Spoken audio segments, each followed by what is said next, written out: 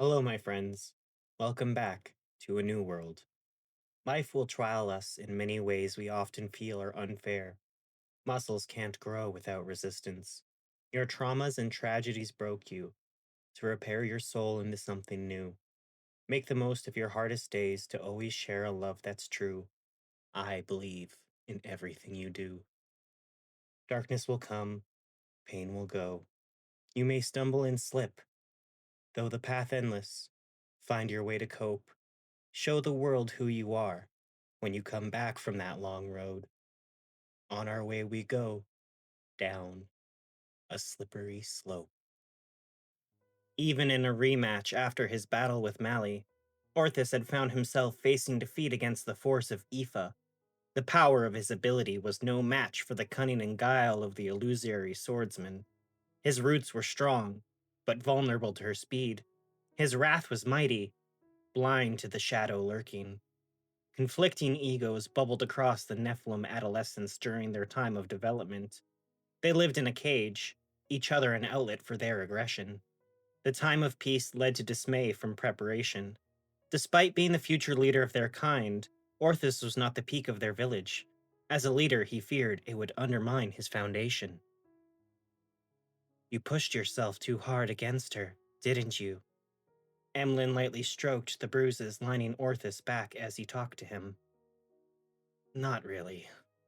Orthus looked away as Emlyn did so. Don't lie. You always do this. It just ends in a pissing contest between you. Every time. Emlyn tried to smile at Orthus, but he continued to look elsewhere. I can't stand it. You know that. He was quiet and defensive in tone. What? That she's better than you? Yeah, because, well, she works really hard. Emlyn solemnly nodded. That's not the point. She wasn't born with natural armor. Her skin is weak and unprotected. She's even missing a leg. I should be able to beat her. I know it. Orthus started to get frustrated, but Emlyn kept him held down on the fur blanket sprawled out on the hut's floor. That's why she works so hard. So you can't. She's not gonna let you win with ease. Emlyn kept the smile up. He wasn't trying to patronize Orthus, just reassure him that it's okay to lose sometimes. Aoife had been one of the best fighters for years, even back when they were young. The event with Kerrigan didn't slow her down at all, and she was back on top within half a year. It only strengthened her drive to be the best she could. It was around that time Mally started to let herself slip in combat. The same determination as she always had, but now with a crippling fear of loss. You don't have to fight like I do. I need to prove this to myself and the others. The High Elder put you on studying the world, not fighting it.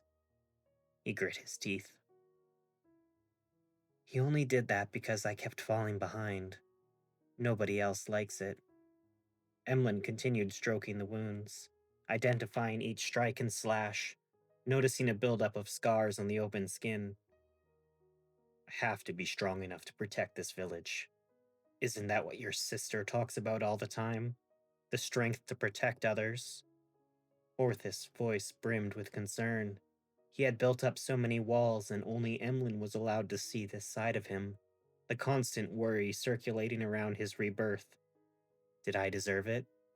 Was the question that he woke up to, and the question that would keep him from sleeping. Orthus had been reborn to become a village leader. His skill set was fit to be so, with high proficiency in combat, hunting, and building. To most, Orthus easily had the highest general success rate from a very young age, making it extra frustrating that he wasn't able to best Aoife in combat. You're strong enough. You know that. She knows that too, Emlyn spoke softly. But I wasn't around. You can't blame yourself. Then who can I blame? It was my ceremony, wasn't it? He was in tears, narrowly holding composure. Emlyn wrapped his arms around Orthus in response and held on to him tightly. It could have happened to anyone. You're strong enough. I know you are. He tried kissing Orthus' worn shoulders, but was met with resistance as his lips touched skin. Sorry, sore. Orthus tried smiling and reached back around to caress Emlyn's cheek. You know, I don't think of you as just a warrior. That doesn't matter to me. I know. I see more than that. All the time. I watch as you help the community, building homes, or teaching the young ones. How happy it makes you. Not just fighting for once. You can't do everything. Emlyn spoke sweetly, confident in his lover's heart. He closed his eyes and leaned his head on the back of Orthus' armored neck. Doesn't mean I can't try. His lover spoke with gentle defiance. Just don't get yourself killed trying. Aoife gets carried away sometimes. Accidents happen.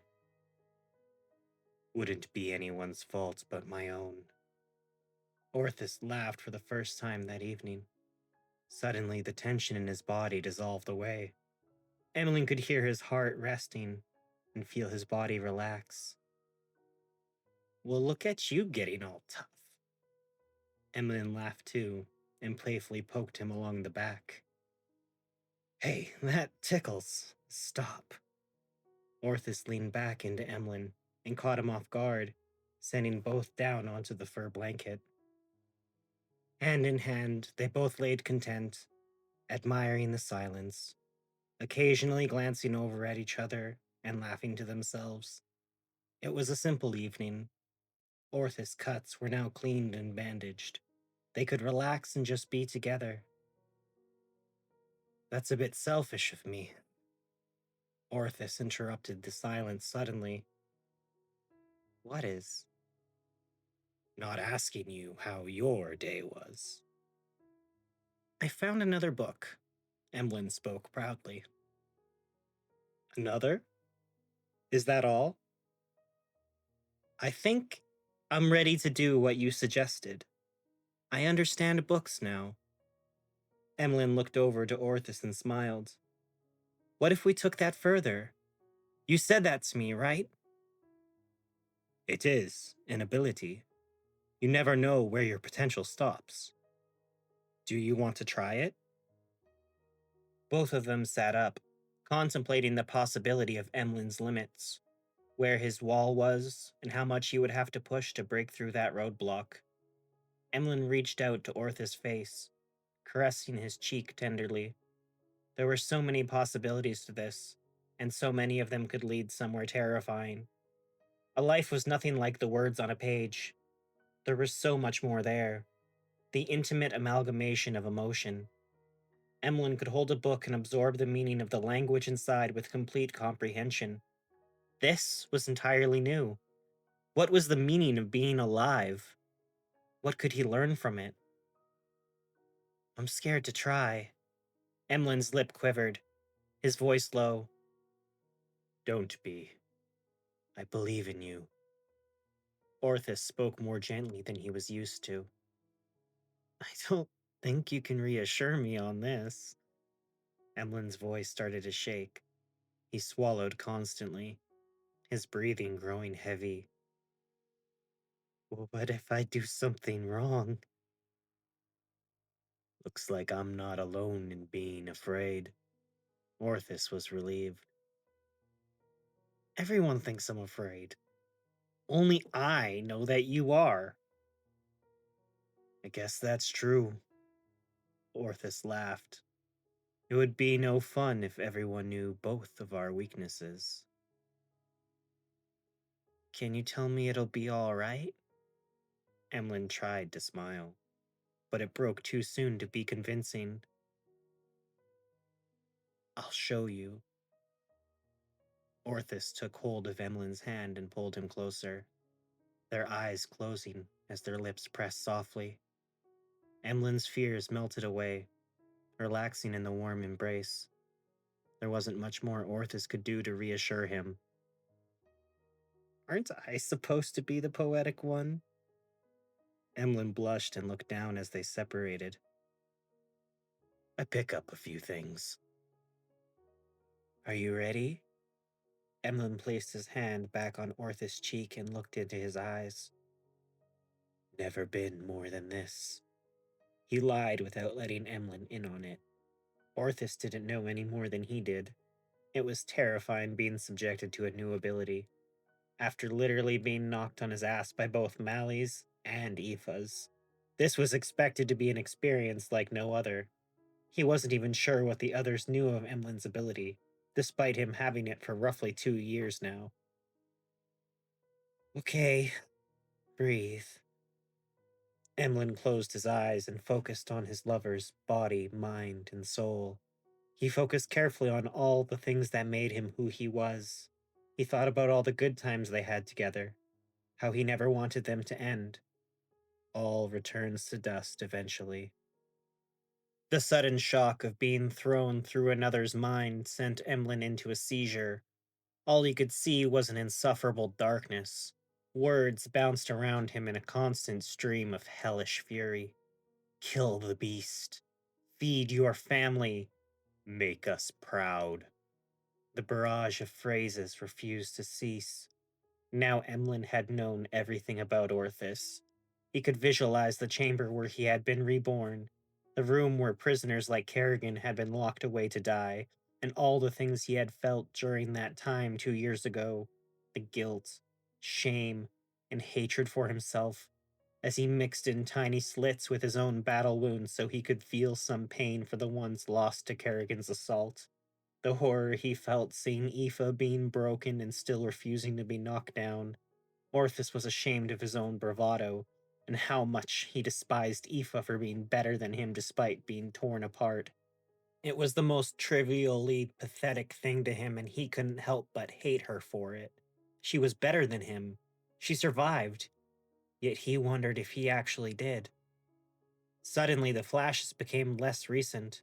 Bits and pieces of Orthus' childhood opened up to Emlyn. He didn't want to be a fighter at a young age. He wanted to be more like Emlyn, always with his head in the clouds, trying to see the world for what it was. Natural talent undid the dream that was his. He slipped away, falling deeper down a hole that led to his drive and loathing. There was so much hatred there that he refused to let himself see. It is God's will, all the elders told him throughout the years. He was to use his talent for more than himself, for more than what he wanted. He was to use it to lead them all, to keep them safe. That was Orthus' curse, his duty. Emlyn collapsed after having picked apart every detail in his life.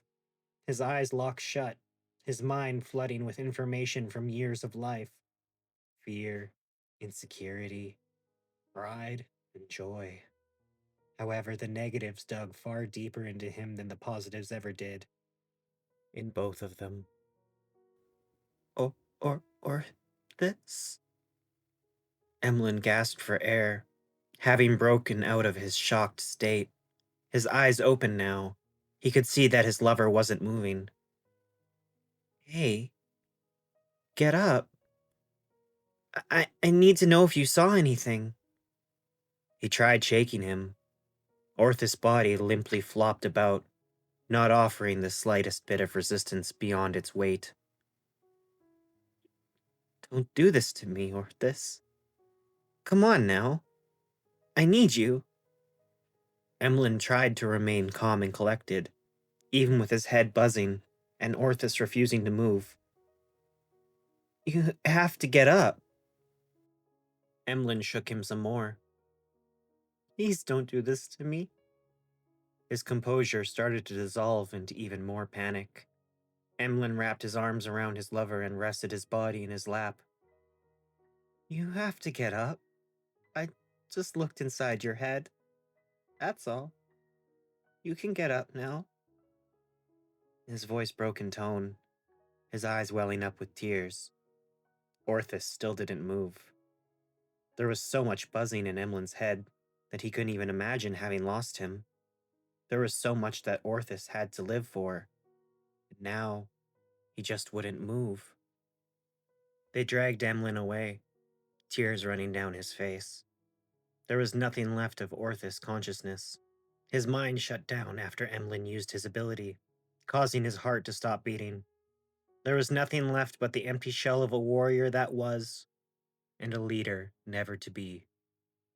Emlyn was dragged to the same chamber that was vividly streaked across his memories. The High Elder sat in front of him, glaring the boy down from a pedestal. When I told you to study the world, is this what you thought I meant? The High Elder demanded to know. He refused to answer. You know what you've done, yes? He refused to answer once more. Never had Emlyn felt this dead inside. He had a crushing weight on his heart. His mind couldn't believe it. It was like having a piece of him ripped away as he acknowledged Orthus was dead. Now he couldn't honestly say he knew where he ended or Orthus began. Their minds had fused together into a mesh.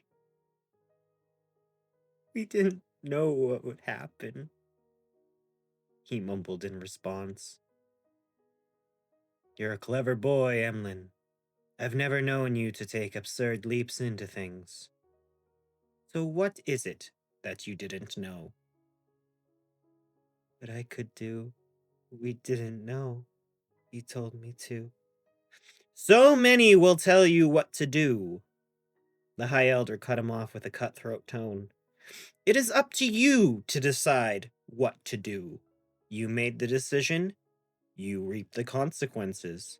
I saw you fit as a symbol of wisdom for our village. So why is it now that you show up before me with such an unwise decision staining your hands? Every word struck a new nail in Emlyn's heart. He knew Orthus was dead, yet here the obvious was being stated on repeat. What was he supposed to do about it? He couldn't undo what he did.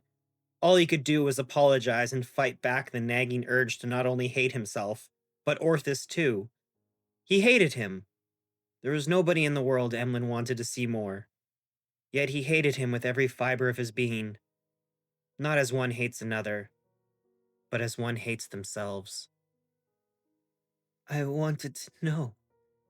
Is that so wrong? Emlyn pleaded. I wanted to know what would happen. Does that make it any better? He told me it was okay, that I could know. So I learned. In an arena, a warrior may spill blood and stain hands. Our culture doesn't punish an action such as that. And yet, in an informal slaughter, such as the one Kerrigan performed, our punishments are more severe. Do you understand? I don't. You have committed an informal slaughter. His mind has been wiped clean, and his body wasn't able to sustain itself from reflex alone. That is on your hands, Emlyn. It pains me to say it, especially since I know what your ability is. I know the toll it takes on the mind. That alone makes you more dangerous. If you can't control it, you can't control yourself. I feared this from the beginning, when your sister was revealed to have the other half. Your mind is a weapon, and your stability is questionable. The High Elder tore into him with every line. What will you do with me? His voice was meek in reply. He believed punishment was all he deserved. That is yet to be decided. We can't leave this offense unpunished. And yet I find myself conflicted on how to go about punishing you. Just get rid of me. It'll be better for everyone that way, wouldn't it? I murdered someone I love. I don't deserve mercy. Tears fell to a puddle at his knees. We will leave it to be decided. The High Elder waved his hands to have Emlyn put away for the time being. Emlyn didn't realize that the only place for him to be held already had a resident that he would take no joy in seeing again. Once trusted by the community, and now the most deplorable of them all, Kerrigan. with his arms and legs tightly shackled to the wall, looked on curiously as the tear-stained face of Emlyn was tossed before him. The cell was locked, and Emlyn was left alone with someone who was a monster to him. Look who it is.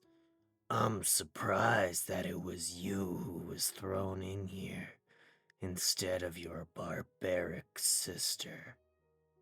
The wrathful man's voice emanated from the shadows, harboring great wear from the time spent trapped in isolation.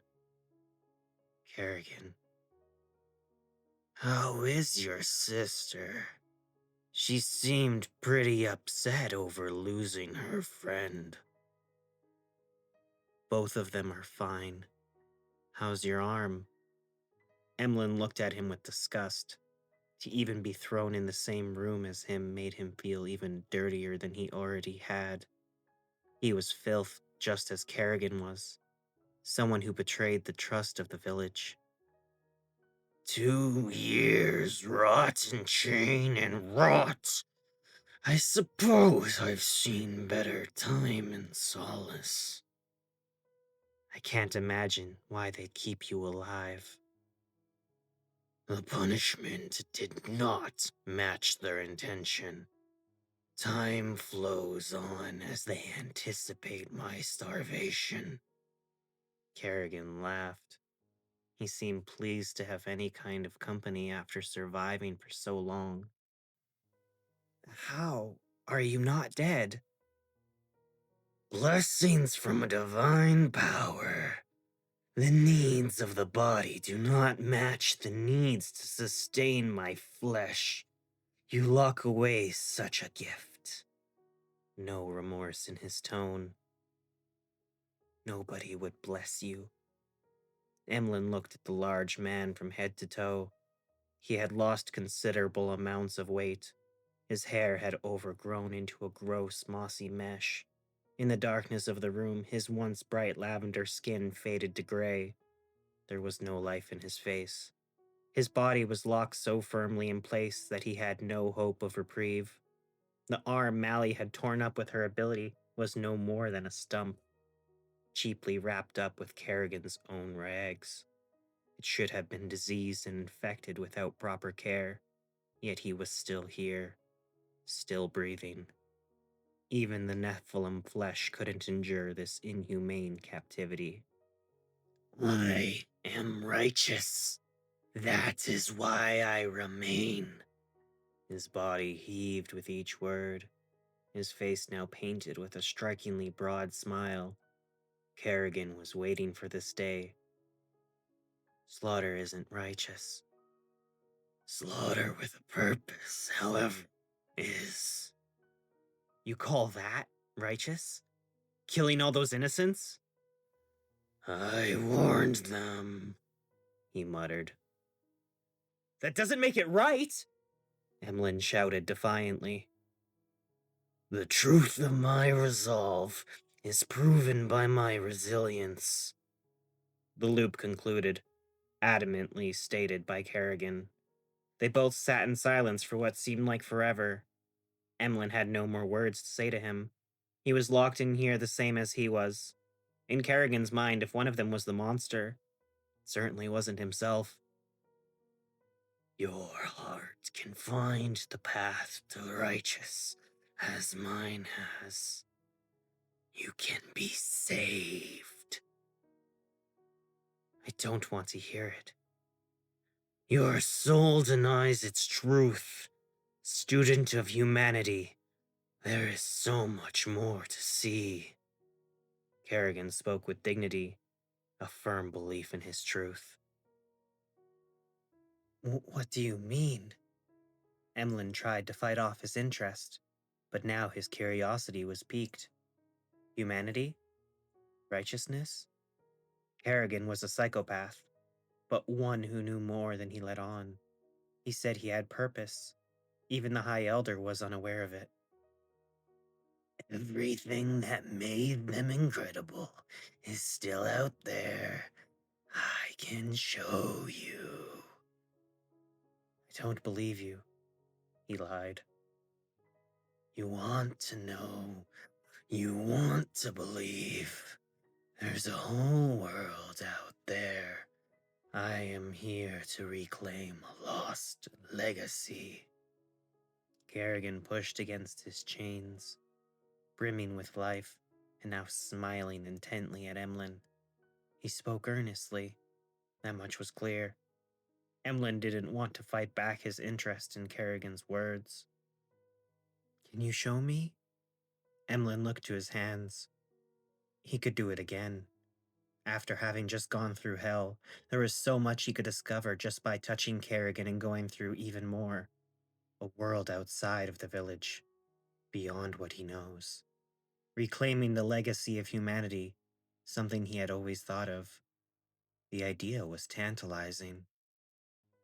Your hands are different. You're here because you used them on another. I did. There is beauty to be found in God's hand.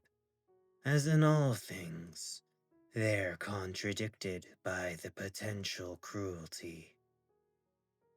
God's hand? The ability to control mind and matter. After what your sister did to me, I'm not surprised you found it in your grasp. And is it possible to use it on someone else without killing them? Only your strength will decide the outcome. Kerrigan nodded for Emlyn to try. Pace yourself. Try once more.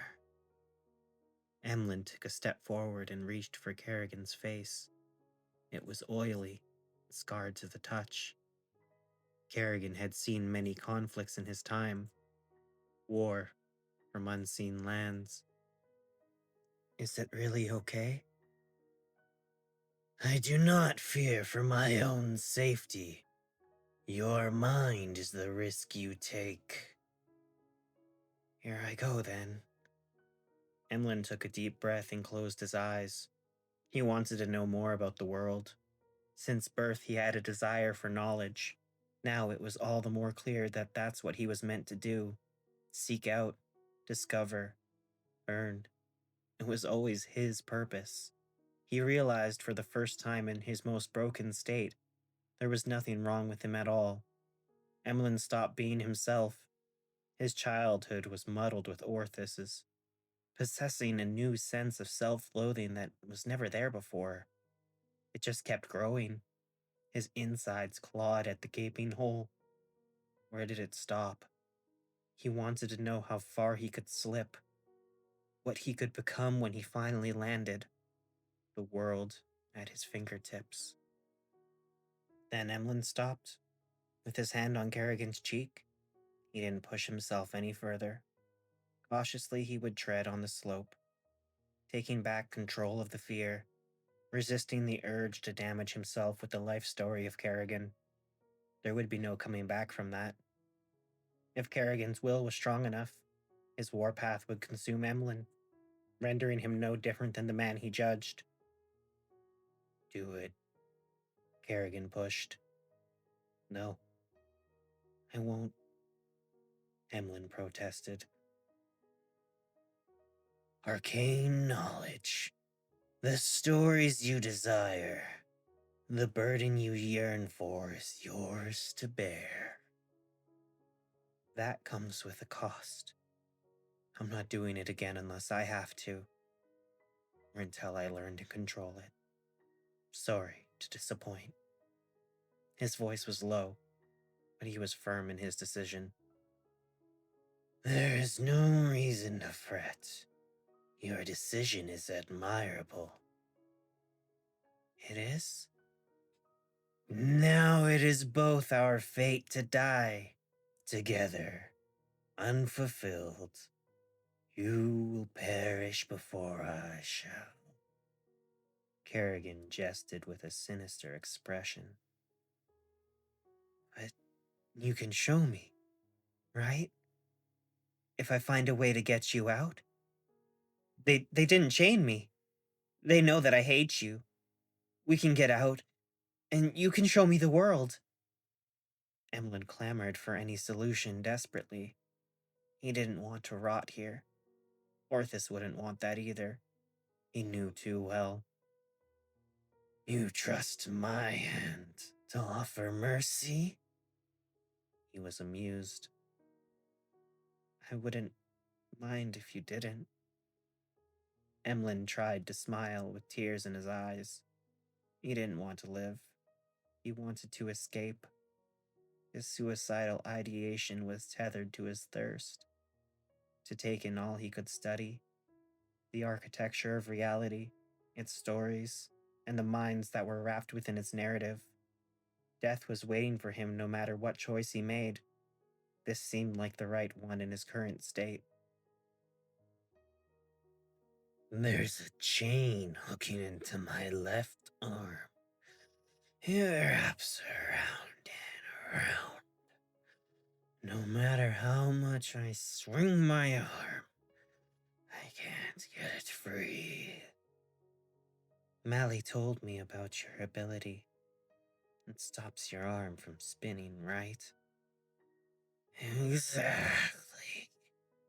Just unhook all the barbs from my arm, and I should be able to break the rest. Like a beast bound in chain, writhing, panting. Okay. Emlyn reached for the hook and pulled it from Kerrigan's arm. It was practically fused to the flesh. The fact that Kerrigan withstood this kind of torture for 2 years was incredible. Emlyn's doubts of Kerrigan's blessing had started to fade. The chain unwrapped easily enough. As Emlyn plucked each individual barb from the arm, blood leaking out as he did so. Most of it leading up to the barb had scabbed over. Now there was fresh wounds in the center of the meshed flesh. Doesn't this hurt? Asked Emlyn timidly. Stopped feeling it long ago. You get used to the pain. I see. He didn't want to hear anymore. He just wanted to get out. There's nothing stopping us after this. Kerrigan raised his now free good arm and stretched it out, feeling freedom in an appendage once again, despite the blood spilling from him. You really should be dead. Emlyn tried to avoid conveying concern in his voice. The righteous walk immortal. Now you might want to step back. It's going to spray. Spray?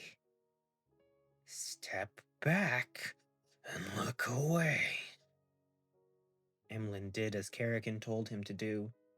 He went back to the furthest corner of the cell and looked away. The soft squelching of the arm twisting could be heard, the chains rattling, and a mass splatter of blood coated Emlyn's back and the wall in front of him. Sorry, but I'll have to do that again to break open the door. Emlyn looked to Kerrigan, standing proud in his ragged, bloody glory. He was free, and Emlyn didn't even realize what he had done. The door broke easily.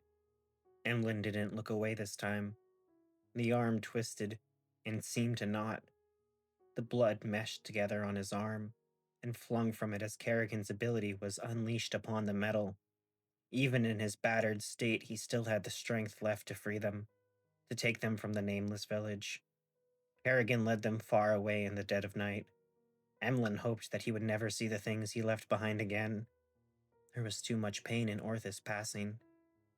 He couldn't bring himself to face Mally or Aoife again.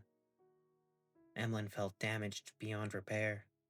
He now pursued deeper meaning to mend his heart, as we all must do, to build a better world for ourselves. Thank you so much for joining me for Chapter 7 of A New World. It's been a lot of fun creating this series so far. I hope you've enjoyed listening to it, whether you find it in an hour from now or a week, a month. I don't really care. Just if you hear my words, know that I care about you, know that you are loved, and that we can get through this together. May your blessings find you when you need them, when the lessons are learned that help you accept them for what they are and not just what you want them to be. Mwah. Good night, everyone.